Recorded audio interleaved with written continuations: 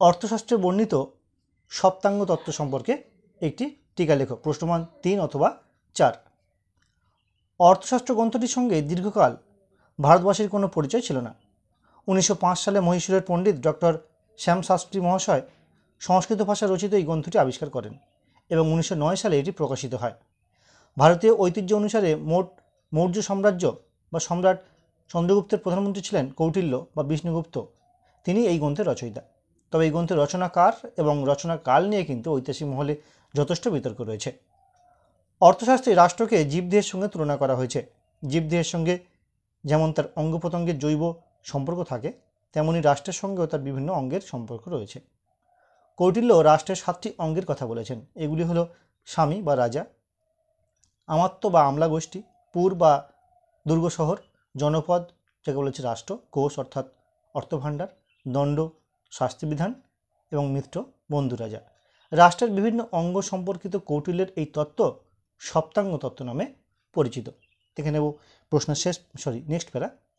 এই প্রসঙ্গে বলি, দেখো এটি মূলত তোমাদের এই ক্লাস 11 ইতিহাসের সেকেন্ড সেমিস্টারের প্রথম অধ্যায় বা পুরো সিলেবাসের 4th ইউনিট, যেটা তোমাদের সেকেন্ড সেমিস্টারের প্রথম অধ্যায় রাষ্ট্রের ধরন, সেই অধ্যায়ের গুরুত্বপূর্ণ একটি টিকা টাইপ প্রশ্ন এটি কিন্তু। কৌটিল্য স্বামী বলতে রাজা অর্থাৎ রাজ্যের প্রধানকেই বুঝিয়েছেন। তিনি রাজার বেশ কয়েকটি গুণাবলীর কথা বলেছেন, যথা সত্যনিষ্ঠা, ধর্মপরায়ণ, বিনয়, শিক্ষার আকাঙ্ক্ষা, দ্রুত কোনো সমস্যা বুঝে নিয়ে সেই সমস্যা অনুযায়ী সঠিক সিদ্ধান্ত নেওয়া, সাহস এবং দ্রুততার সঙ্গে কাজ শেষ করা, বাগ্মিতা, ইন্দ্রিয় সংযম, স্মৃতিশক্তি, বিপদকালে অবিচলিত থাকা। দেখে নেব নেক্সট অ্যান্ড লাস্ট প্যারা। আমাত্য বা মন্ত্রীর প্রধান দায়িত্ব বা কর্তব্য হলো কোনো কাজ শুরু করার আগে তার নীতি ও পদ্ধতি নির্ধারণ করা। জনপদ বলতে কৌটিল্য রাষ্ট্রের ভূখণ্ড ও তার অধিবাসীদের বুঝিয়েছেন। দুর্গগুলি ছিল সাম্রাজ্যের অত্যন্ত গুরুত্বপূর্ণ অংশ। এক্ষেত্রে 4 ধরনের দুর্গের কথা বলা হয়েছে: জলদুর্গ, গুহাদুর্গ, মরুদুর্গ এবং বনদুর্গ। কোষ হলো এক ধরনের অর্থভাণ্ডার, যেখান থেকে রাজার রাজস্ব বা সংগ্রহের মাধ্যম বা অর্থ ইনকামের উপার্জনের মাধ্যম। দণ্ড বা বল অর্থাৎ সেনাবাহিনী, যেখানে হস্তি, অশ্ব, রথ এবং পদাতিক বাহিনী থাকছে।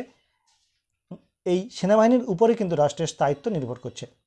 এবং লাস্ট অঙ্গ হলো এবং গুরুত্বপূর্ণ অঙ্গ হলো মিত্র। মিত্র হলো সেই যার কাছ থেকে বিপদের কোনো সম্ভাবনা থাকে না। এক্ষেত্রে কৌটিল্য 2 ধরনের মিত্রের কথা বলেছেন। সহজ মিত্র, যে মিত্র কিনা পৈতৃক সম্পর্কে বা রক্তের সম্পর্কের মাধ্যমে তৈরি হয়, এবং দ্বিতীয় ধরনের মিত্র হলো কৃত্রিম মিত্র, যা কিনা অর্জন করতে হয়, অর্থাৎ কোনো ক্ষেত্রে সম্পর্ক স্থাপন করে সেখান থেকে অর্জন করতে হয়।